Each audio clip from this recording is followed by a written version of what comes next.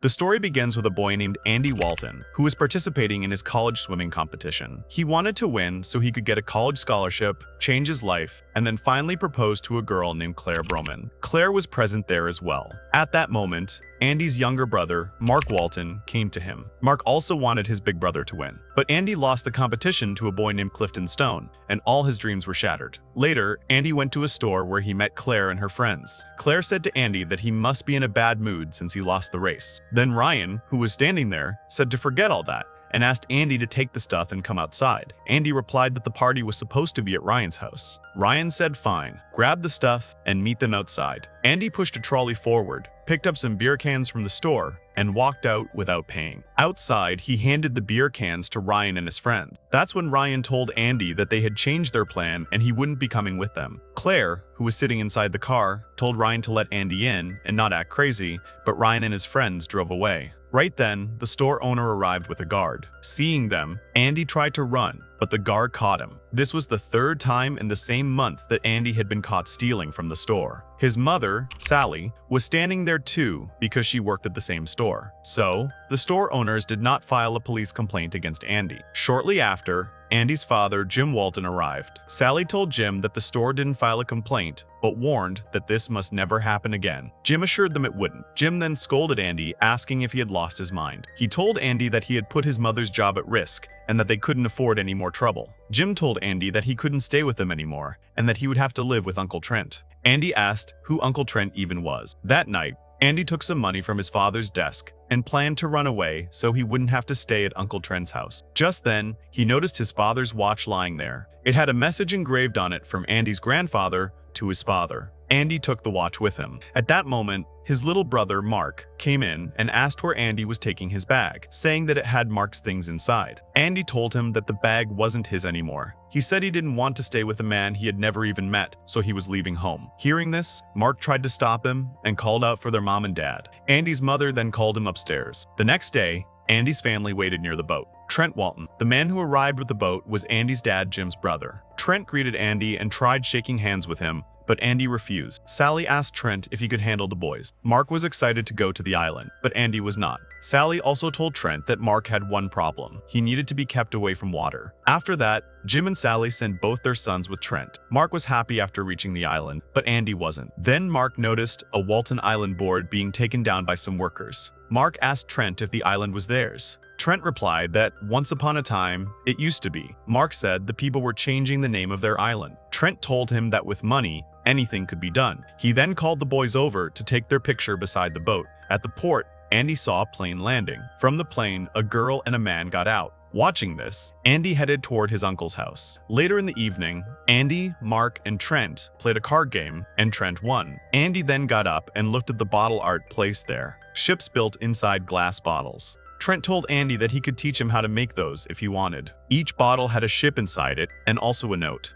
Andy then asked Trent something that had been bothering him. The island was named Walton Island after their family, so by that logic, he should have been born into a wealthy family. But all he had ever known was poverty. Trent explained that before the two of them, meaning Trent and Jim, their ancestors used to be very wealthy. Andy stepped outside and asked Trent what exactly had happened. Trent told him that he didn't know anything either, and no one else did. People had only seen his father's boat drifting in the water. Andy then asked how the Walton family used to be so wealthy and how all that money was gone. He also asked why Trent never tried to find it. Trent replied that he had tried a lot, but he couldn't do anything. After this, Andy began running through the forest out of frustration. Back at the house, Trent and Mark were still there, and Mark told Trent that Andy would be back soon. Trent then gave Mark a compass lock puzzle to solve. While solving it, Mark asked if their grandfather was really very rich. Trent replied yes, he was extremely wealthy. He said their grandfather had been a World War II codebreaker and loved treasure hunting. He still remembered their grandfather's last treasure hunt. At that moment, Mark solved the compass lock and showed it to Trent, who was impressed. Meanwhile,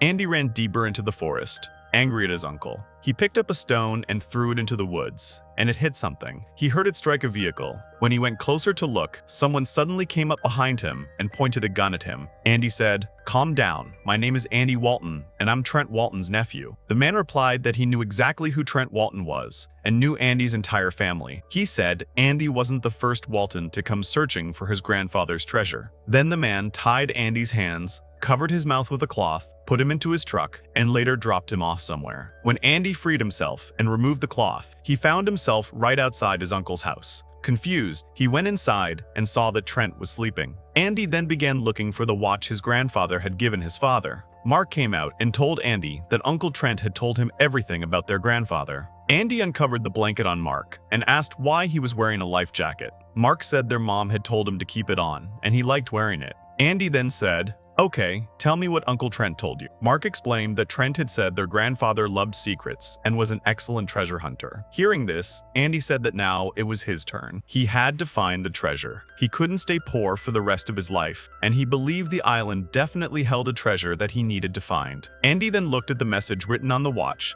that his grandfather had gifted to his father. It was a riddle that Andy couldn't figure out. The next morning, Andy and Mark were working on something when someone entered the shop. Andy stepped outside and saw Claire there, browsing jewelry. Seeing her, Andy said, "Claire, you're here?" Claire Broman was the same girl Andy liked. Claire asked him what he was doing there. Andy explained that after the incident he was caught again, so his parents sent him and his little brother to stay with their uncle. He reminded Claire that she had left with her boyfriend Ryan that day while he got caught by the guard. Claire then started talking to Mark for a moment, and later said that the town had a store where the best ice cream was sold. She asked if they wanted to go. Andy immediately said yes. Claire said she would wait for them there and left. Andy and Mark headed toward the ice cream shop. On the way, Andy began observing the island closely, hoping to find clues that could help him search for the treasure. He noticed several signs and banners indicating that businesses were shutting down soon. When they reached the ice cream shop, the lady there immediately recognized Andy and Mark. Claire was already there. The lady looked at Mark and said that his eyes looked exactly like his grandfather's. Andy asked her if she knew their grandfather. The lady replied that everyone on the island knew him very well and respected him. As long as he was alive, everyone lived peacefully here. But recently,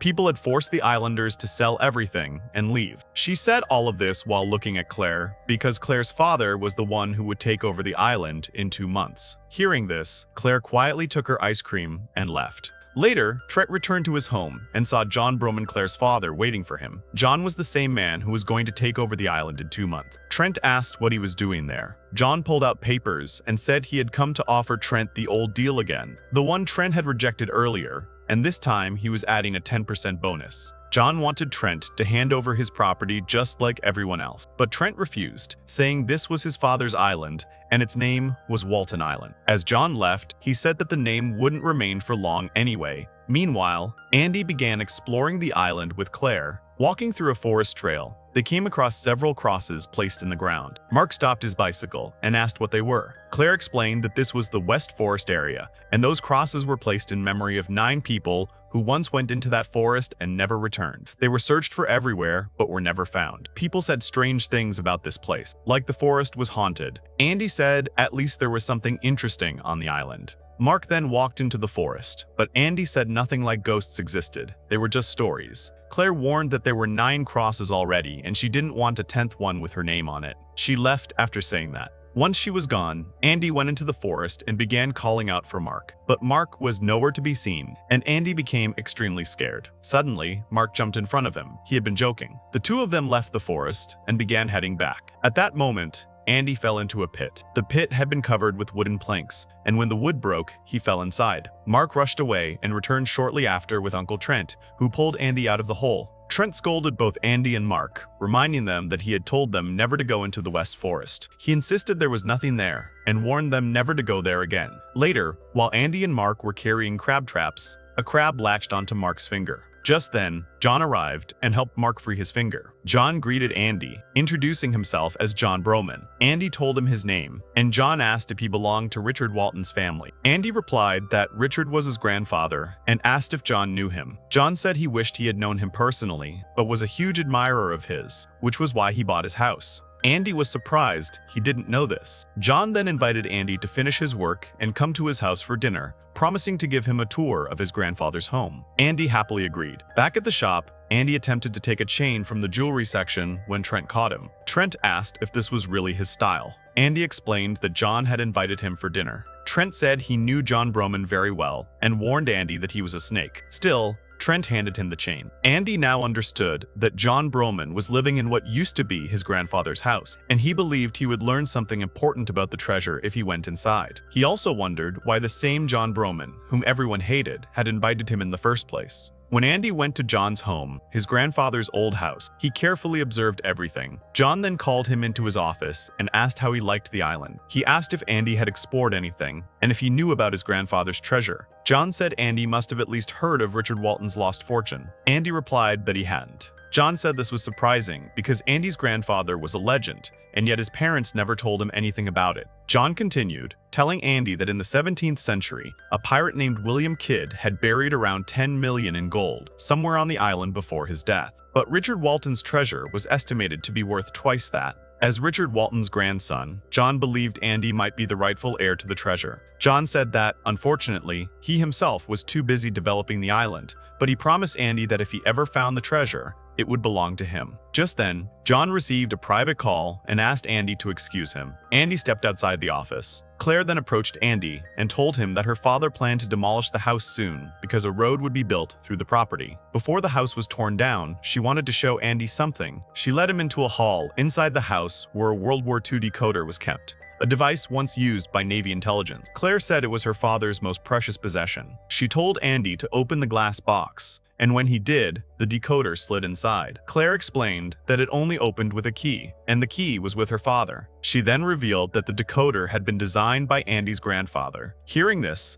Andy looked at his grandfather's photo and realized how legendary he truly was. Claire went on to explain that her father brought her to the island every summer. While he worked in his office, she had nothing to do and ended up bored. Her mother had remarried and had new children, so she stayed busy elsewhere. Claire then told Andy that the house they were standing in once belonged to Trent, but he lost it to her father in a card game. Andy later left for home, and on the way, he stopped near the 9 Crosses. Inside the forest, he spotted 2 men carrying lanterns. Curious, he got off his bike and watched them. Suddenly, one of the men noticed him and began firing at him. Terrified, Andy ran away and escaped. Returning home, Andy immediately asked Mark where Uncle Trent was, but Mark didn't know. Andy checked Trent's room, but he wasn't there either. Then Andy noticed something unusual, a watch identical to the one he had taken from his father's room. This meant his grandfather Richard had given both of his sons, Trent and Jim, matching watches, each containing its own riddle. Suddenly, Trent returned, saw the watch in Andy's hand, snatched it away, and told him not to touch it because it belonged to his father. Andy then told Trent that he had seen people in the West Forest searching for something, and when they spotted him, they started shooting at him. Hearing this, Trent said Trent warned Andy that if he ever went into the West Forest again, he would lock him inside a room. Hearing this, Andy snapped and said, "Who even are you? Are you my father that you talk to me like this? Or are you just a man who lost everything in a card game?" Trent replied that when someone doesn't pay property tax, the government seizes everything they own. He said that Andy's grandfather, Trent, and Jim's father had been a genius, and he decided to hide all their money. But he died without telling anyone where he hid it. As a result, the only property they had left on the entire island was that one house. And even that house, Trent lost to John Broman while playing poker, because John was his last option. Andy was looking again at the pocket watch he had taken from his father. Mark arrived, saw the watch, and said that both watches looked exactly the same. Andy explained that the riddles on the 2 watches were different. Mark then began reading the riddle on their father's watch. It said, "My son Jim, it is unfair and cruel that we must part so early, but the beginning is the end, and the end is the beginning. Be ready at the crossroads where I await your search. Find your reward and wait for the gift of time." Andy wondered what beginning and ending meant. Mark thought for a moment and said it must refer to midnight, the moment when one day ends and another begins, where beginning is end and end is beginning. But then he asked, what was written on Uncle Trent's watch? Andy said it mentioned something about a sunset guide. Hearing that, Mark confidently said the answer was easy, but refused to reveal it unless Andy promised to take him along on the treasure hunt. Andy agreed, and only then Mark said the sunset guide must refer to the North Star, the one star that does not move in the night sky. They both went to the beach at night to look at the North Star. But while watching the night sky, They fell asleep right there. In the morning, they woke up and began heading back home. On the way, Andy told Mark that he had been right about the midnight part, but wrong about the North Star. His guess had wasted their time. When they reached home, Trent took away their bicycles and locked them. He scolded them, saying they must be joking if they thought staying out all night without telling anyone was acceptable. Mark went inside, leaving Andy standing outside thinking. Just then, Claire arrived. She reminded Andy that she had told him earlier about his uncle losing the house in a poker game. She apologized, saying she thought he already knew and didn't mean to shock him. As she walked away, Andy asked if she wanted to join them on the beach. Andy, Claire, and Mark were together at the beach. Andy gave Claire the chain he had taken earlier, and in return, she took off her own chain, which had a small key attached to it, and offered it to Andy. Andy refused, saying he didn't wear chains like that. Mark immediately asked for it, and Claire handed the chain with the key to him instead. Claire then pointed to a lighthouse and told Mark that it had been built by his grandfather. She said he should go see it. Andy signaled to Mark, and Mark headed toward the lighthouse. As Mark approached the lighthouse, something clicked in his mind and he ran back to Andy. He excitedly said that the riddle on the watch was right in front of them. They had misunderstood it all along. The riddle mentioned a sunset guide, and they assumed it meant the North Star, but the sunset guide was actually the lighthouse. Andy and Claire went with Mark toward the lighthouse. Andy climbed to the top, searching for clues since his grandfather had built it. They went into the map room and continued looking. There, Andy noticed a clock. The riddle in his father's watch mentioned time, which Mark said meant midnight. The clock inside the lighthouse had stopped, so Andy set it to 12:00 midnight. As soon as he did, the clock chimed and a hidden compartment opened, revealing a paper. Inside was a message from Richard Walton.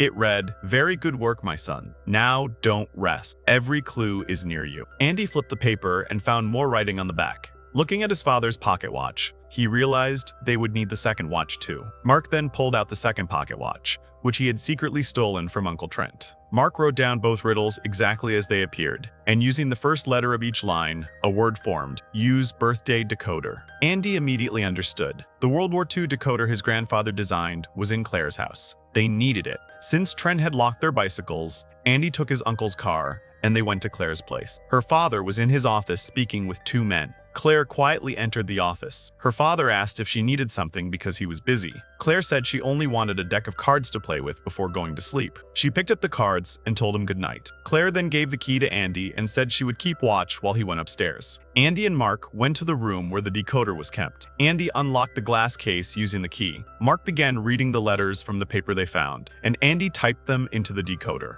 Meanwhile, downstairs, John was telling the two men that he had already told them many times that the old man had hidden multiple treasures around the star. He said he had invested heavily to make the island his. Upstairs, Andy finished entering the entire message from the paper into the decoder. As soon as he did, the mirror in the room began to open, and the sound of the mirror sliding echoed through the space. John downstairs also heard the loud sound of the mirror opening. At the same time, Mark said someone was coming upstairs. Andy and Mark immediately shut the door, hurried behind the mirror, and hid there as the mirror closed again. John arrived with his gun and noticed that the decoder's case was unlocked, and his key was still in it. He heard a faint sound coming from behind the mirror and began staring closely, suspecting that someone was hiding behind it. Inside, Andy and Mark stood completely still, watching John from the other side of the glass. Just then, Claire arrived and asked her father what he was doing there. John angrily accused her of stealing his key and giving it to those kids, demanding to know where they were. Claire, frightened, said nothing and ran away, and John ran after her. Meanwhile, Andy and Mark explored the hidden room behind the mirror. Inside, they found many items belonging to their grandfather, and on the table, they discovered a key and an electronic instrument. They took both and slipped out. After walking some distance, they stopped to reread the message from the watch. It said the treasure required one last step, one that never ends. But they must be careful, because what lies below is the root of all evil. It directed them to look under the roses in the West Forest. They immediately decided to return to Trent's house because they needed walkie-talkies and a few supplies. At home, Andy apologized to Trent for taking his truck without permission. Trent then told Andy that he didn't hate him. He said he too had once been exactly like Andy. He explained why Jim no longer spoke to him, not because of the poker game, but long before that. When he was Andy's age, Trent had stolen a lot of money from their father because he wanted to travel and have fun. He was selfish and foolish. Then one day he came home and learned that his father was gone. Saying only that, Trent walked away. Andy looked at the medals on Trent's table and realized Trent had been a talented swimmer and had won several competitions. As he closed the box, his hand accidentally knocked down one of the bottle art pieces Trent made. Inside the bottle was a note along with the tiny ship. Andy read the note. "Dear Andy, I'm sorry. I don't deserve to be your father." Confused, Andy wondered why Trent would put such a message in something he crafted that very day. He then checked the other bottles and found more notes. Breaking the bottles one by one, he read every message, and all were written for him. One message said, "Your father, Trent." In that moment, Andy realized the truth. Trent was his real father. Just then, Trent walked in. Andy confronted him, asking what all of this meant. Overwhelmed with anger and betrayal, he grabbed his bag and stormed out. Mark begged him to open the truck door so he could go with him, but Andy drove off alone. Andy headed straight to the West Forest, to the place where the 9 crosses stood. He entered the forest, searching for clues. Soon he noticed markings on the ground shaped like a compass rose. He realized this was the West Forest compass rose, mentioned in the watch's message. As he examined it,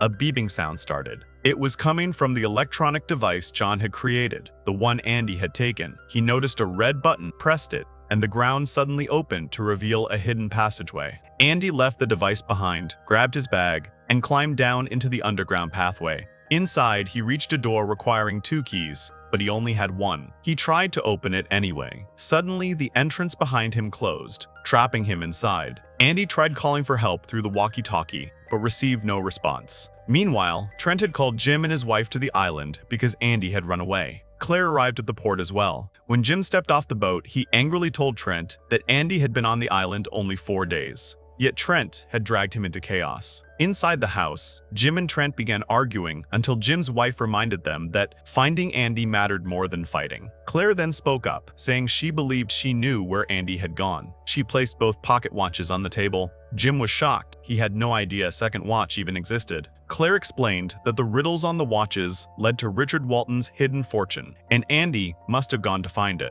Trent said Andy had taken his truck, so they would need to go by boat. Deep underground, Andy was trapped and panicking when suddenly a voice came through the walkie-talkie. It was Mark. Andy told him he was stuck below. Mark had already tracked him to the forest and reached the top area. He pressed the button on the electronic device, opening the entrance again. Andy saw Mark standing there and felt immense relief. Both brothers went down together. Mark had the key that Claire had given him, the same key her father John had given her. They placed both keys into the locks on the door, turned them at the same time, and the door opened. Inside, they discovered an entire gold mine, with pieces of gold lying around. Seeing this, Andy said this must be why the message explained that the treasure would never run out. Mark found a control panel on the wall and used it to switch on the lights, revealing a passageway. The 2 brothers followed the path until it opened out near the sea. There, Mark saw a compass lock, exactly like the one Trent had once given him to solve. Andy also found some documents with John Broman's signature on them. Andy then said that John clearly knew there was gold on this island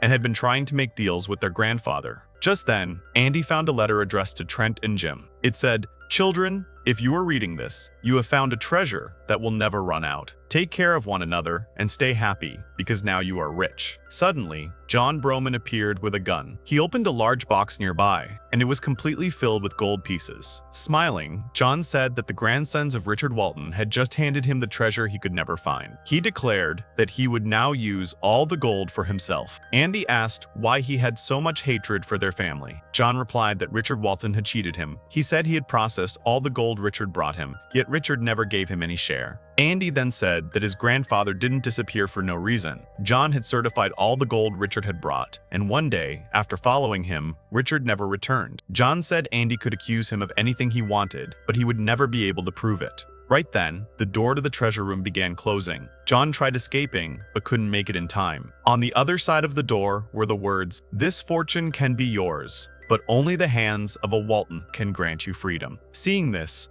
Mark hid the compass lock he had found, realizing that solving it and placing it on the door was the only way to open it. John began shouting at both of them. In the struggle, the compass lock slipped from Mark's hand, and he said aloud that this must be the key to opening the door. John pointed his gun at Andy and ordered him to open it. Andy refused, saying John had destroyed 3 generations of his family, and John couldn't kill him because the door required the hand of a Walton to open, and John would need him alive. John replied that he only needed one Walton. He shoved Mark backward, sending him falling into the ocean. Furious, Andy leapt after John, grabbing him as they plunged into the water. John sank below the surface and drowned, while Andy desperately searched for his younger brother. Because he was wearing a life jacket, Andy eventually floated upward. At that exact moment, Trent and Jim arrived in a boat, searching for their sons. They pulled Mark out of the water in time, but Andy was being dragged deeper by the current. Trent tied a rope around his own waist and dove into the ocean after him. Once Trent reached the surface with Andy, Jim dragged them both back up using the rope. Both were pulled safely out, but Trent had swallowed too much water. Andy immediately began pressing Trent's chest, trying to get the water out, refusing to stop. Finally, Trent gasped back to life. Since John was dead, Claire left the island with her mother. Andy and his father Trent resolved everything between them. Andy understood that his grandfather had created this entire treasure hunt so that his two sons, Jim and Trent, would eventually rediscover each other and come back together. Soon, the island's original sign, Walton Island, was put back up and the story came to an end.